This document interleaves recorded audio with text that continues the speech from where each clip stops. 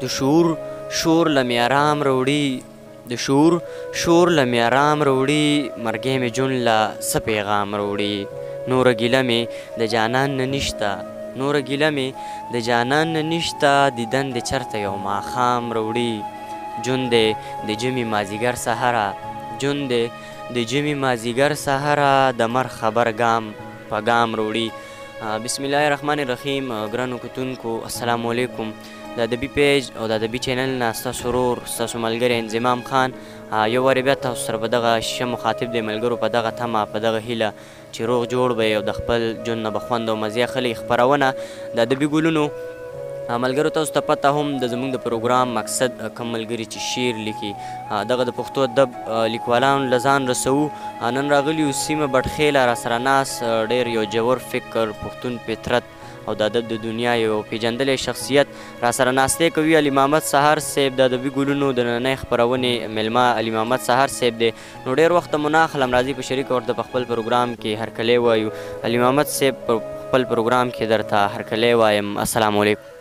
وعلیکم السلام انضمام صاحب ستاسو ډېره مننه چې تاسو دونه رالی او وخت مو ویستو موږ له ټیم راکړو ستاسو د ملګرو ستاسو ډېره یو جهان مننه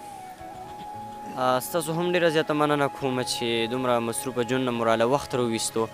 پروګرام کې به درنه ادبي پوښتنې هم کوو ورسره به درنه خوندور شعرونه هم اورو خو زموږ د پروګرام فارمیټ مطابق ټول نه لومبی که مو راسره خپل یو غزل شریک کړو نو ډېر زیات به خوشحاله شو دا غزل لیجی چې پتا پسې لیواله در په در ګرځي جانانه پتا پسې لیواله در په در ګرځي جانانه زړګی مې د سینې نه را بهر ګرځي جانانه واه ډېر مهرباني او بیګا مې ټوله شپه ستا د راتلو لارې څارلې بیګا مې ټوله شپه ستا د راتلو لارې څارلې دا ځکه خو په ما باندې نن سر ګرځي جانانه او راځه د ژوند وږمې د مازدیګر د غېږه خیږي راځه د ژوند وږمې د مازدیګر د غېږه خیږي راځه د چنار سورې د ګودر ګرځي جانانه او په دار دی چې په دار د ژوندانه سندرې وایي په دار دی چې په دار د ژوندانه سندرې وایي بل حال یې ونې دلته در په در ګرځي جانانه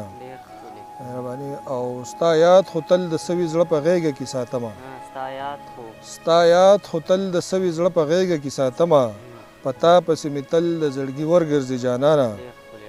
مهرباني او تو وایې چرته لاړو چرته ورک شو لیونی شو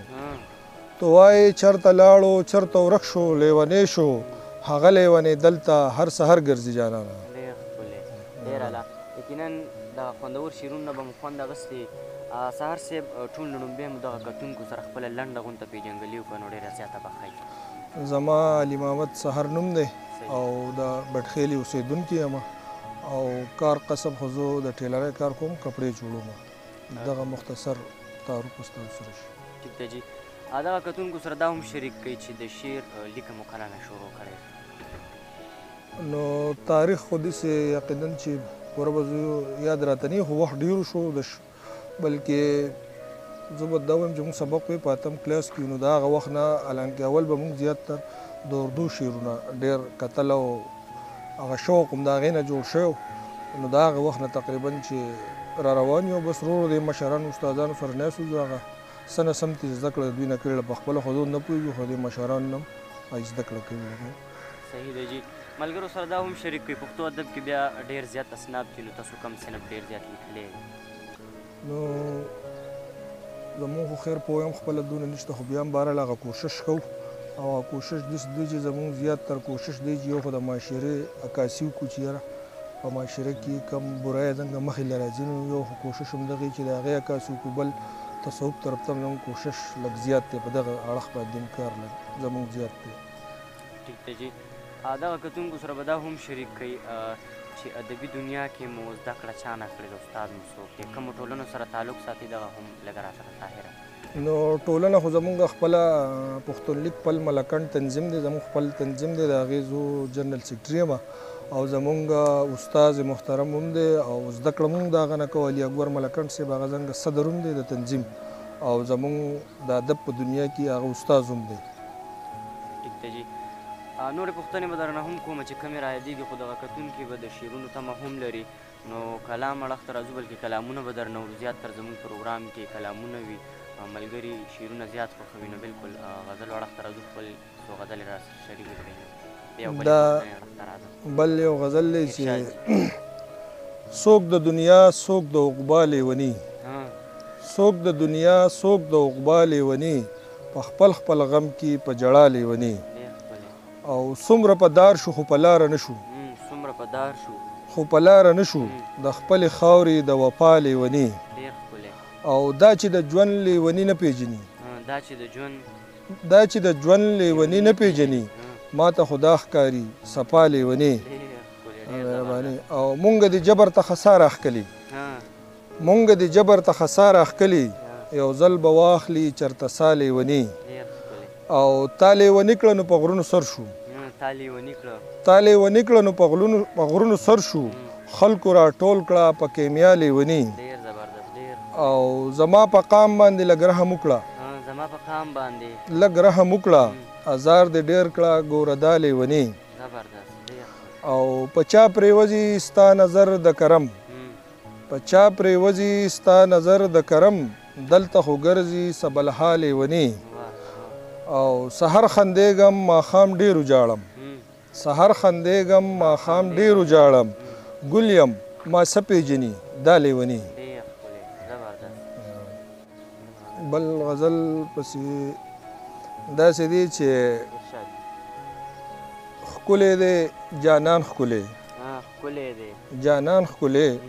له درده مې درمان ښکلی او ای رقیبه مه کوه ای رقیبه مه کوه نه دی ستا بیان ښکلی او مینه څه پیدا شوله مینه څه پیدا شوله ځمکه شوه اسمان ښکلی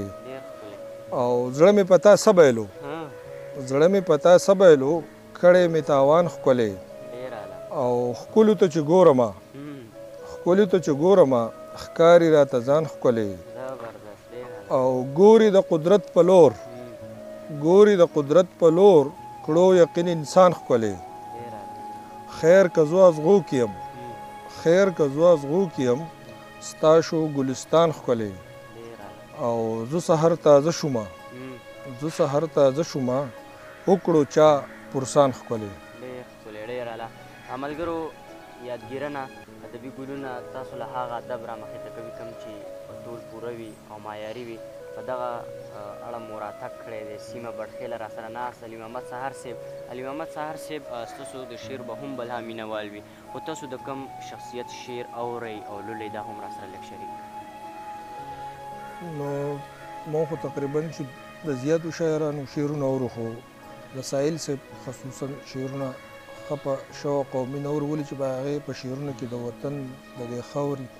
د مینې یو جذبه ده نو زیات تر زما خوښ شاعر چې احمد شاه ساحل صاحب ټیک ده جي ستاسو په ژوند په حواله به هم پوښتنه وکړو د ژوند نه سره یو دوه کیفیتونه حالتونه را سره شریک کړي چې کوم کې تاسو ته ډېر زیات خفګان رسېدلی او کوم کې تاسو ډېر زیات خوشحاله شوي وو نو خفګان خو چې انسان ژوندي جو خفګان زیات دی او خوشحالي ډېره کمه ده که نه خو خفګان خو دا و چې زمونږ کله مور وفات شو نو هغه وخت کې لکه د ژوند د ټول نه زیات خفګان او د وسه پورې هغه محسوسېږي نو دغه یو ډېر غټ کمی په ژوند کې راغلی چې مور هم وفات شوې ده او د خوشحالۍ خو ژوند دی جو راځي به کې داسې وړې وړې موقع اکثر راشي سړی په هغې کې ډېر خوشحالې خو داسې لمحه به ما ته یاره مشکله باندې یاد دی چې زه وایم چې یاره په دې ټیم کې زه لکه ډېر زیات خوشحاله یم نور د الله رحم دی بچي مچي هغه چې د سړي دغه کېږي جو خامخا خوشحالي سره څه په ژوند کې راځي خو د ژوند کې د خوشحالو نه زیات دغه دی چې خفګان زیات دي که ټیک ده جي کتاب په حواله درنه پوښتنه کوو کتاب مو چاپ دی او که نه دی چاپ نو څه اراده ورته لرئ نو کتاب خو تقریبا چې یاره غزلي نظمونه خو زیات دی د کتاب په حواله سره کتاب خو تقریبا برابر هم دی خو حالات داسې لا دي چې له هغه طرف ته ذهن هم نه رېتلی او بل حالات هم له اجازت نه ورکوي نو کتاب به انشاءالله راځي به خو لږ ټایم به پکې لګي صحیح ده جي د نظم ذکر هم وکړو نو که پروګرام کې مو راسره یو نظم خپل شریک کړو نو ډېر زیات به خوشحال شو نو نظم خو ما اوس داسې یاره یاد به راته نه او د دې کرونا په حواله سره البته ما یو نظم لیکلی دی نو خو ما مخکې مې ویلی دی خو دا حالت داسې دي نو د کرونا په حواله سره دا نظم د جدا پرته وویلو اول چې دا هر څه کرونا دي نو چې دا دی چې وایي خلاصې موندلې نشي د کرونا نه په اسانه غافله مسلمانه یشا به زر کړه توبهګار شته انسانه غافله مسلمانه راغلی سوابا ده خوره په دې دنیا ده لیدې نشي بلا ده راغلی سوابا ده خوره په دې دنیا ده لیدې نشي بلا ده یریږي ګور څنګه یو انسان د بل انسانه غافله مسلمانه ډیر خلق یې تباه کړه قومونه یې رسوا کړه پناه یې له دنیا کړه ډیر خلق یې تباه کړه قومونه یې رسوا کړه پناه یې له دنیا کړه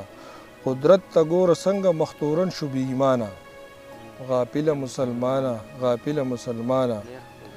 مهرباني جی بې شوره څه محشر دی هر ځای کنډر دی انسان جوړ کړی شر دی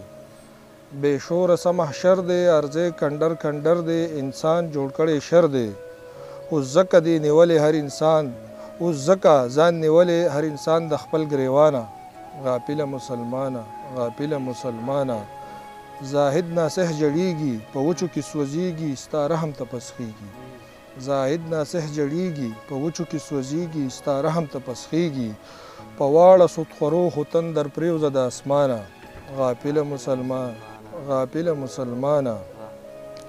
یو بل نه خبره وته نشي دوره خپل زړه خوري تر سحره یو بل نه خبره وته نشي دوره خپل زړه خوري تر سحره په مونږ رحم وکړې سبحانه مهربانه غافله مسلمانه یشا به زر کړه توبهګار شته انسانه غافله مسلمانه